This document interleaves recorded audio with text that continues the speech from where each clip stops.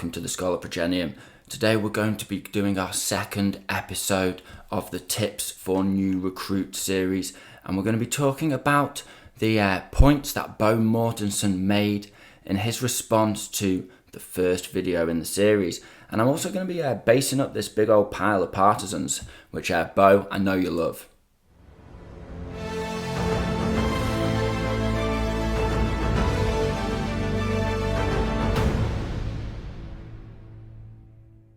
So first things first, if you haven't already checked out, last week I did a video on 3 sort of big ideas for new recruits. Not so much specific strategies in any way, but more concepts that new players could be made aware of that might change their idea of the game and give them a leg up so they can sort of take their play to the next level. And in that video, I encouraged veteran players and new players alike to comment down below, asking questions, giving advice, and just sort of adding to the points I've made and the conversation. And to my delight, Bo Mortensen, who I'm certainly a fan of, who, if you're not aware, is he's the captain of the Danish national bolt action team, and he's got his own great bolt action. He said he was going to do a response video instead of just commenting down below. Awesome, excellent. So you guys can imagine, it made me smile with glee when in his video he said, I've made a PowerPoint for this, and there's absolutely no beef, because of course Bo's an absolute gentleman. He came across just so nicely in his video, and there was no hard feelings whatsoever. This is, at the end of the day, an open forum. I'm putting my ideas out there on the internet. I'm very aware of the fact that I've got to be open to criticism, and Bo's a much higher level player than me. I'm not going to make any bones about that. He is the captain of the Danish national team, and I, like to go to tournaments and events, and I like to win games, but he has on his intro that he wants to be the best bolt action player in the world, and that's not something that's really occurred to me, I must admit. So kudos to him for that. And he says at the beginning of his video that any criticism or any advice he says, contrasting anything that I've said, is from a competitive standpoint, not a thematic standpoint.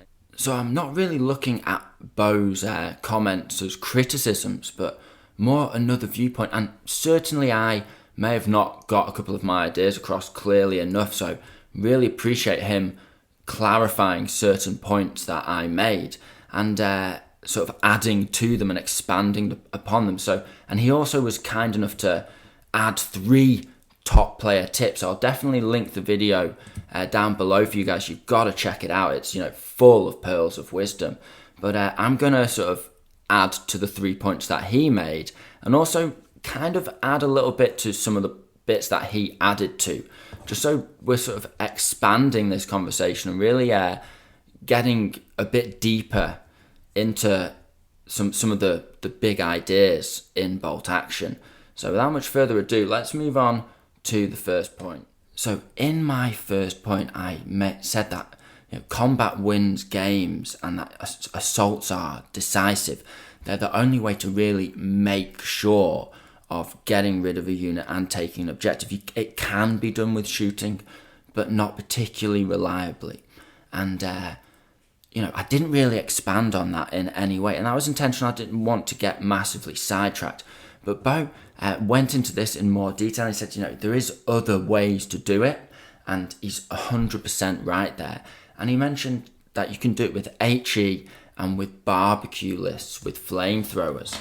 So what does he mean by that? Well, I would expand on that point just to clarify for you guys that essentially probably the most common way to wipe out a unit with shooting isn't to kill every model in the shooting individually with a hit from a weapon and then a successful damage roll, but instead it's much more common when a unit is killed from shooting that is killed by taking more than half casualties in one attack and then failing the following morale check. Why does Bo mention flamethrowers and HE in particular as being effective in wiping out units and shooting?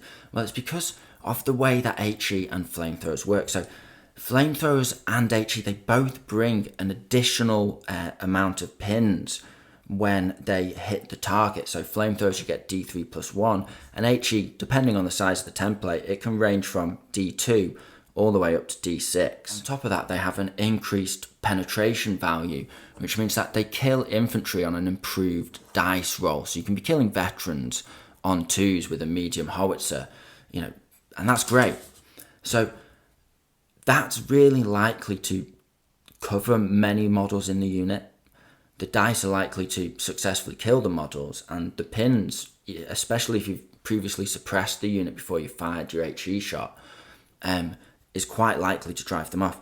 On top of this, flamethrowers force an order check even if they don't successfully kill more than half the unit. So let's say with a flamethrower you hit generally on an infantry portable one D6 hits. Let's say you get unlucky, you only roll a 1 and kill a guy, or you only kill one model, or maybe not even any. Just because of the pure fear of being attacked by a flamethrower, that forces the units to take a morale check.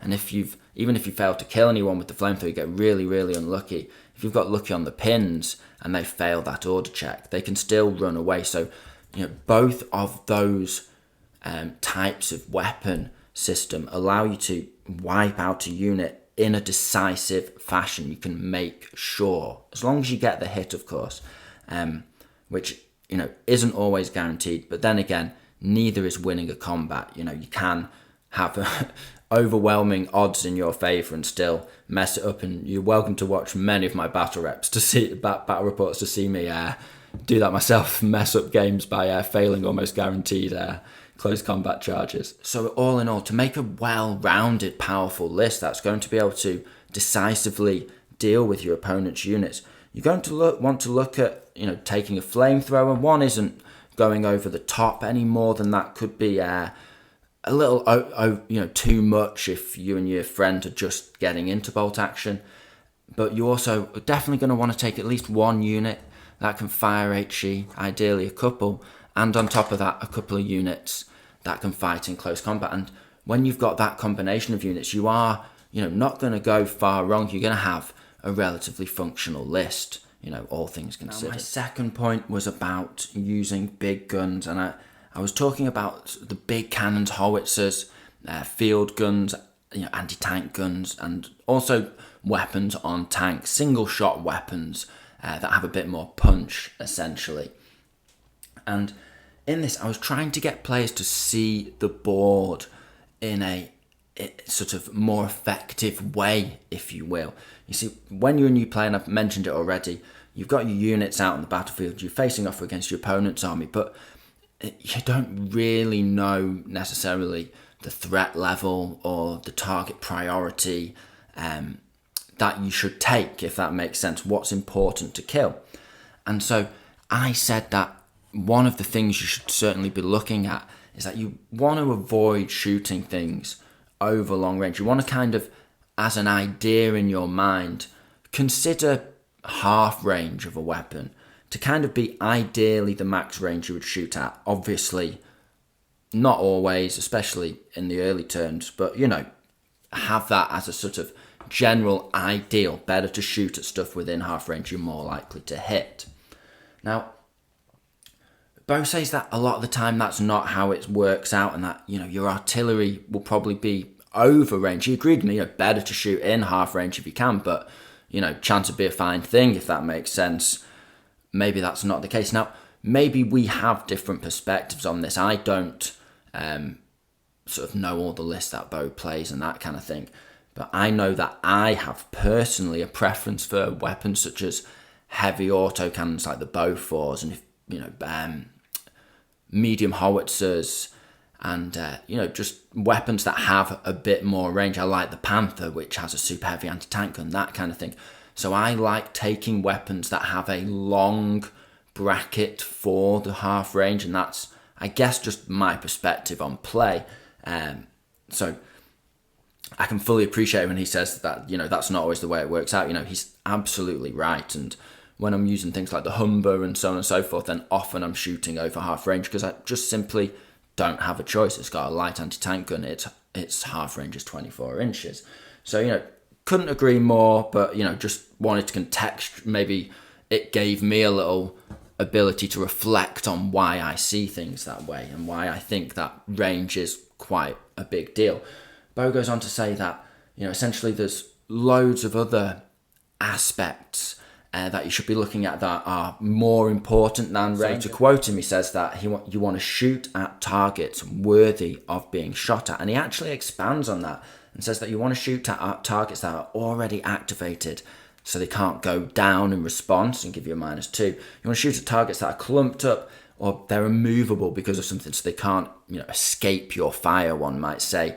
And that's probably in the best context dualised as a recce vehicle that maybe can't back away because there's an infantry unit behind it or something like that. Ultimately, I agree with him on this point, 100%.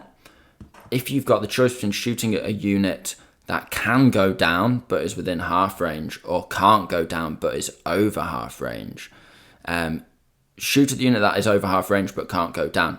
You're more likely to hit it if they're in the same cover ability and everything else, all of the factors being even, one might say.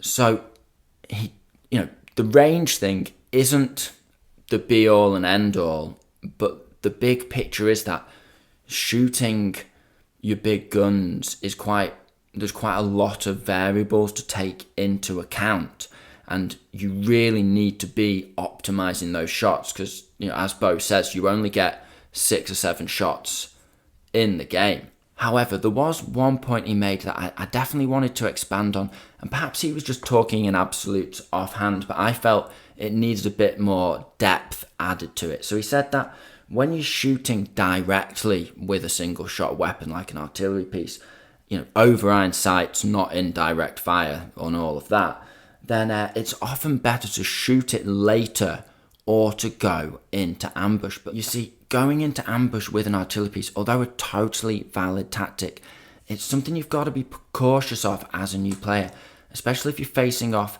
against a more experienced or wily opponent, because it can be a little bit of a trap, especially in later turns where there's going to be more units within range of slinging a couple of pins onto your artillery.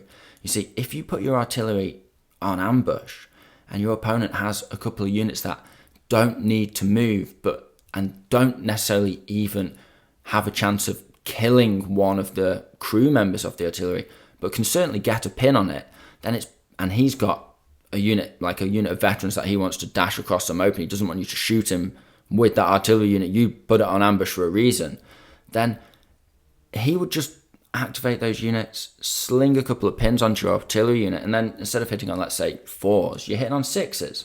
So it's, it can be a trap. You've just got to sit there and eat those pins as you realise, oh man, he's played me here. I've gone on ambush when I shouldn't have done. So just be aware, keep an eye out, stay frosty. If you're going on ambush with your artillery unit, there's not little units that can tickle him with pins and throw off your whole master plan. On top of that, he mentions that there's going to be counter battery fire, and I agree with him 100%. But let's say your opponent, you're going into turn 3, your opponent's been targeting your artillery unit, maybe he's hitting you on a 5, maybe he's hitting you on a 4 if he started off with his mortar deployed on the board and you haven't had first wave or something like that. And but he has something else vital he wants to do, so he doesn't activate the mortar with his first dice. Well, if he's going to be hitting you on a 4 with that mortar, you want to pop that artillery piece at something before he gets the chance to mortar you, because there's a very good chance it may be your last shot. So just not absolutely always a hard and fast rule that you should save your artillery piece till later on. Sometimes you need to pop that shot early. So I guess to wrap up this point and just sort of do the big picture on what me and Bo have been trying to get across to you guys, is that with the big guns, essentially it's all about landing those hits. there may be big scary units on the battle that you really want to shoot at with your artillery, but realistically, if that unit can go down, if that unit can in some way make it harder for you to hit them, and if there's loads of other perfectly viable units on the battlefield, a unit that's clumped up, a unit that's within half range in soft cover, so on and so forth, then take that shot instead. You want to shoot the juiciest target that you're most likely to hit, essentially. My third point was about dice count, and essentially, I'm not going to go into this in a massive amount of detail because, long story short, me and Bo are in agreement on this. It does depend on the meta how many dice you need to take in the list, but having enough dice to actually play the game and pull dice when you need them is absolutely critical to having even the slightest hope of keeping up in a game. Now, he said that 10 dice at 1,000 points is not fine, and it is right on the edge. It's the absolute minimum. If I roll up against an opponent and they've got 9 dice, I know basically, without being arrogant, I am almost certainly, unless the dice gods turn against me, gonna win that game. 9 dice is just not enough. 10 dice is barely enough. You can get away with it, but it depends on the faction, it depends on the list, and essentially you are going to have a tight list, and you are going to need to know what you're doing with it if you want to go, say, 3-0 at an event. If you're just playing a fun game, you can play 10 dice and have a fair chance of winning, but be aware that you also have a fair chance of losing. 10 dice is not a competitive amount of dice, that is for sure. And Bo's absolutely right to say that, and because he's a competitive player, he would never run 10 dice, so I totally get his point on that. So it will lose you games. He's right, it will lose you games, but you can run 10 dice lists. It's not throwing the game away before you've even begun by any means. But if your opponent regularly brings 15 dice and you bring 10, you're throwing the game away. So just use your heads. So I went on to expand on this point, and I made a few extra tips for players that were running 10 dice lists because of maybe a particular theme, or they wanted to run a particularly elite unit such as a panther or a tiger, and perhaps maybe a 10 units painted is all you've got right now, so a 10 dice list is what you're playing with, so on and so forth. So there's many reasons why you might be taking a 10 dice list, as we've said, and my next tips were in that context. If you are running a 10 dice list, take this into consideration. This is how you want to play the game. Or on the bigger picture, if you basically have quite a gap between you and opponent's dice, 2 or 3 dice advantage for your opponent.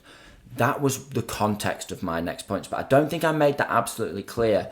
And so Bo did sort of criticize and expand on what I said, and that sort of crossed wires, led to some quite interesting gems of information on his side. So I'm just going to sort of expand on those points, expand on the expansion, one might say.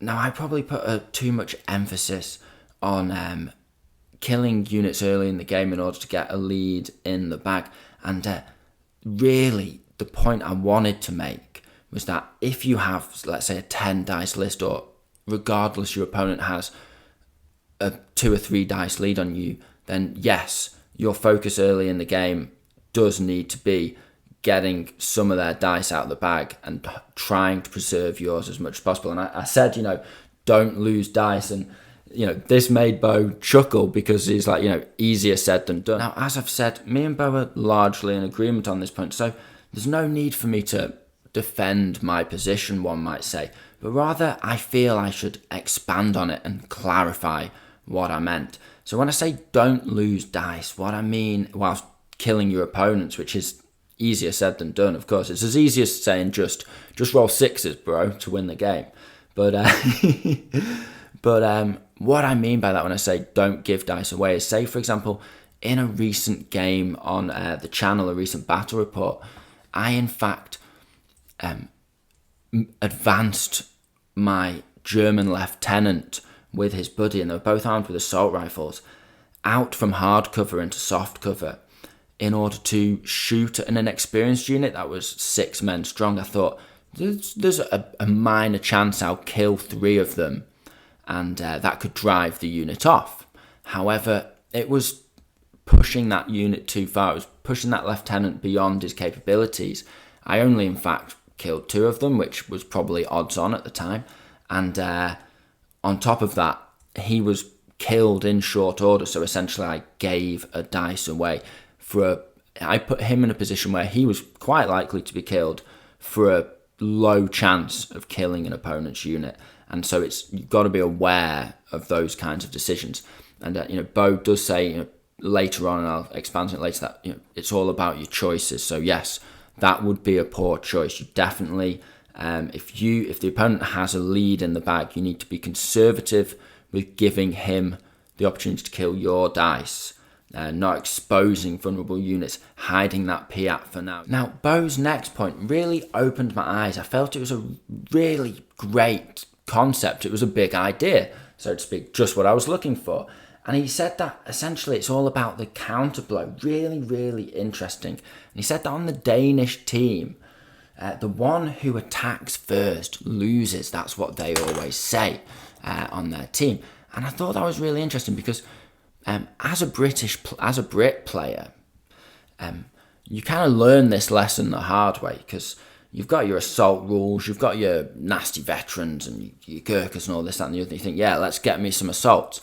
But if you're just overly aggressive and there's no real forethought to the way you're going to support those units, and you're just overly aggressive, you're going to throw those units away. You really do have to play carefully and sort of time when you strike, especially if you are playing an aggressive list. Just because you're running an aggressive list that needs to win the game with aggressive moves doesn't mean you need to go all Khorne Berserker on the whole situation. You can certainly soften up units, pin them down so that the Overwatch is not going to do any damage to you, sort of even the odds, so you've got a couple more attacks than they do, snipe out that tough fighter SMG, so on and so forth. And there's many ways to skin a cat, and there's many more ways to uneven the odds, make things a little less fair for your opponent, whether that's you're going for an assault or you're getting ready to expose your units to take a position. So yeah, I just thought that was a really, really valuable tip from Bo, and I wanted to shine a spotlight on it because I guess it's something that I don't even really think about, but it's definitely something you've got to be aware of. And when I think back to games that I've thrown away, it's always because I've been overly aggressive with my units and sort of taken risks that I shouldn't have. And, that's just not a clever way to play.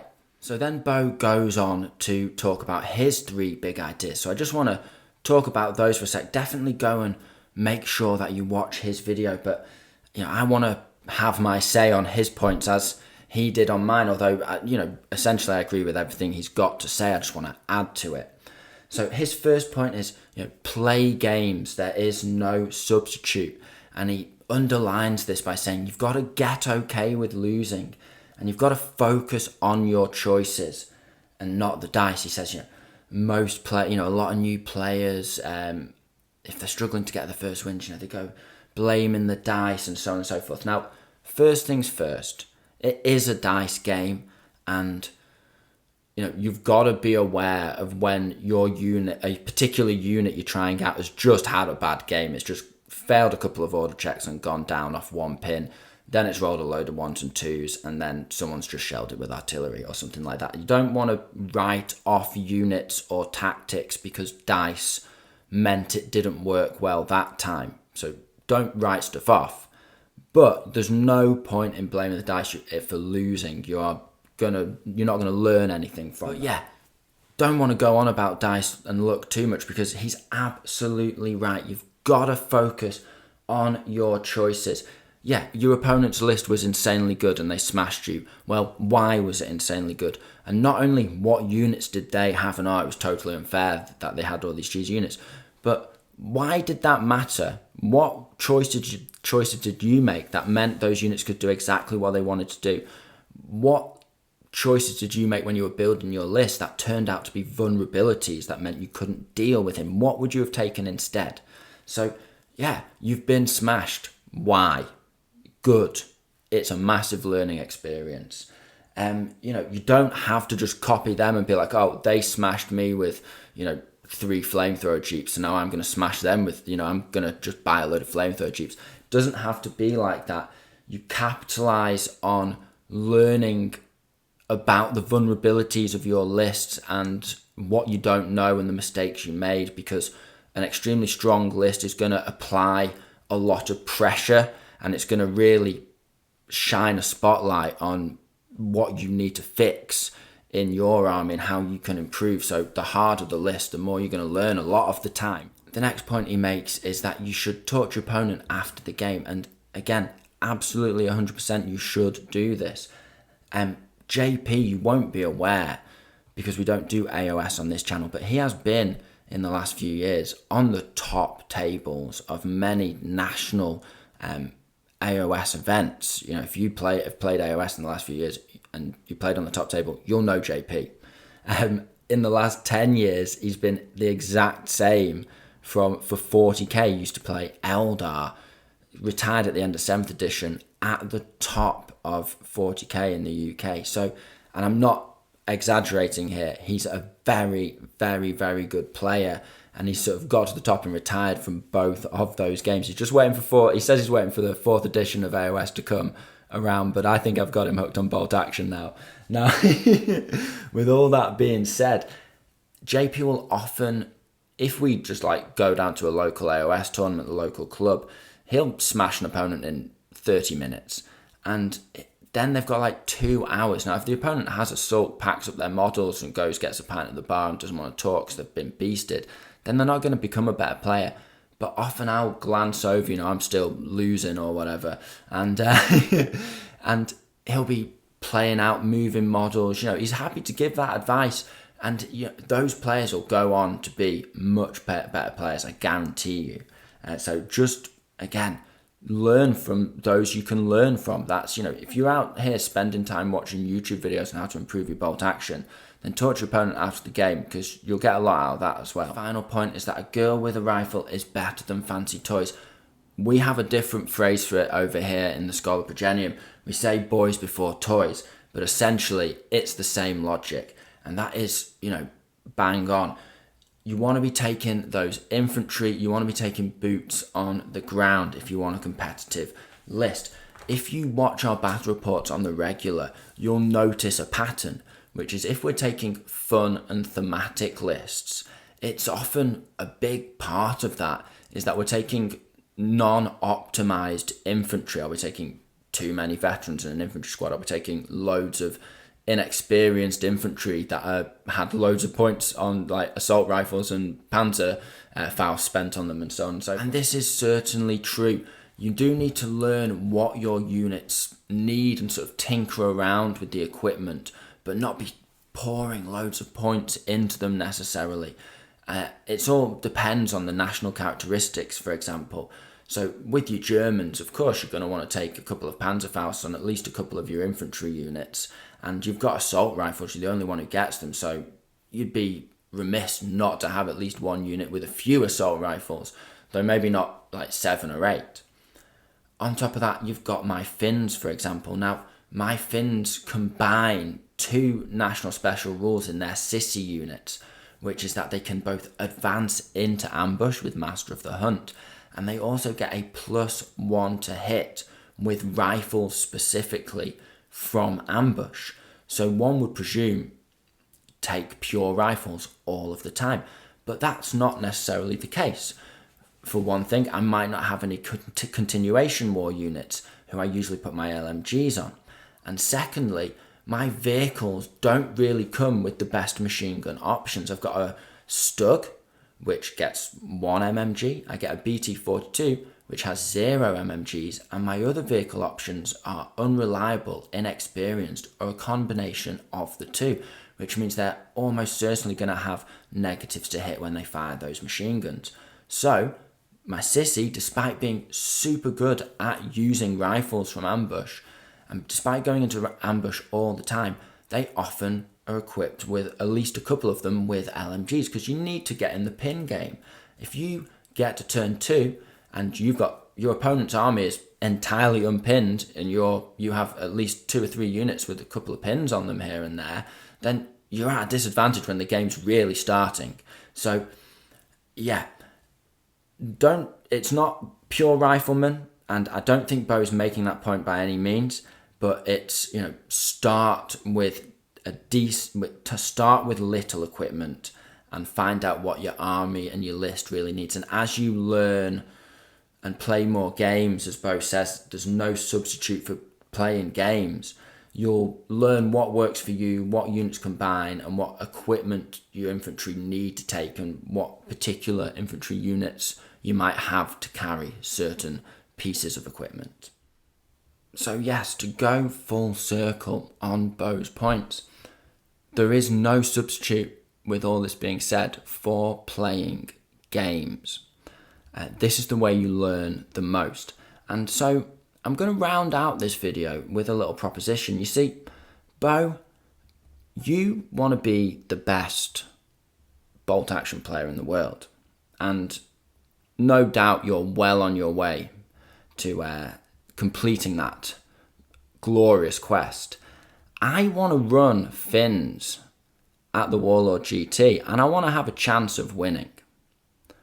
I am absolutely willing to either fly out to Denmark or host you in the UK if you want to play a game, film it, and teach me a thing or two so I can get to the next level. You see, I've played competitive bolt action, I've played local events, I've played regional, you might say. But I've never gone national, and something tells me I could learn a thing or two from getting my butt kicked by Bo Mortensen on a battle report, and something else tells me that you guys would really love to see that. So I'm not trying to put any pressure on you here, Bo. If you're not down, I totally understand. You don't know me from Adam, I'm just a random dude on the internet. But if you fancy a duel, then I'm throwing the gauntlet down, my friend. I'm willing to make it happen. So, I hope you guys have found this video interesting and entertaining. This has been the Scholar Progenium. Thank you very much for your time. Goodbye.